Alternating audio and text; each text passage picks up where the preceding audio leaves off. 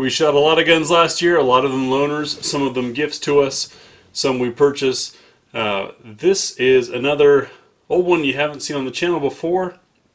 I bought this in 2011 and it was my second carry gun when I thought that 45 was going to be necessary. It's an XDm 3.8 and what I liked about it was the flush fit mag, or the extended mag.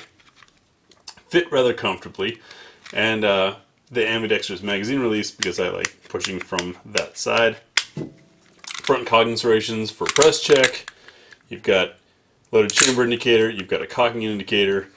I of course swapped over to tritium fiber optic sights and had a trigger job done to it later on, and then decided I didn't want to carry it anymore.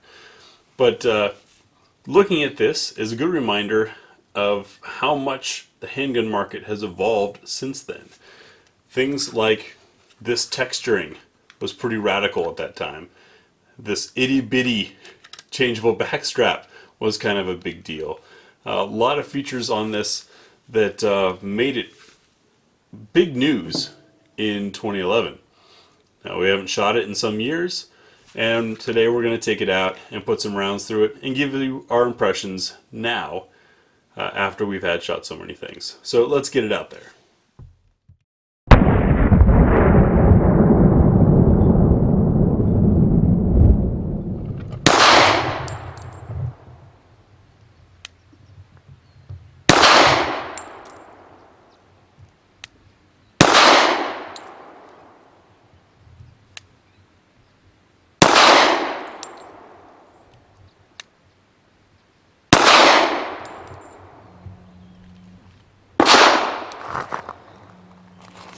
Alright, so this is the XDm 3.8 and 45. You know, as you can see, it's clear. Drop that mag out, big fat extra thing. But you know, revisiting this, it's just a chunk in the hand, and you know the trigger's a little bit different. It kind of squishes, and then bam, it's right there. But this one is, I mean, again, it's just easy to shoot. You know, you know what you're holding. It's pretty accurate. It's been a long time since I've shot this, as that was pretty evident, but you know, it's definitely easy enough to pick up and just go for it with. No complaints about this one.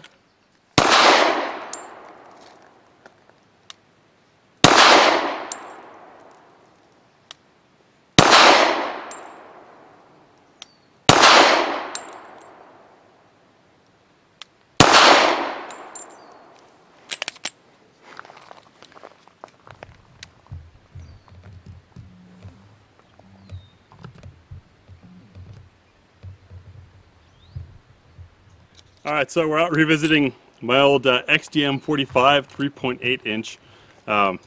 Obviously, I hadn't shot it in a couple years either. This was one of my first carry guns, and I ended up taking it into competition with me when I started competing, simply because it's what I had. Short barrel, 45, squish till break trigger, not the best option, but it's what I had and it's what we ran with. And I did okay with it because I was shooting it quite a bit back then. Things that I liked about this gun were the ambidextrous magazine release. That grip safety made me feel a bit safer. I liked the loaded chamber indicator on top and the stainless look to it. Things I ended up not liking about it was with this extended magazine here that takes it to 13 rounds. My hand catches on there. So when I try to drop a mag, as you see, it sticks to my hand and then doesn't come out.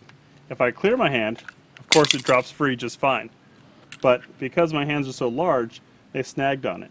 So this became mostly a carry gun, which with 9+1 rounds of 45, pretty good, right? At the time I believed that you needed 45 to make up for something in self-defense.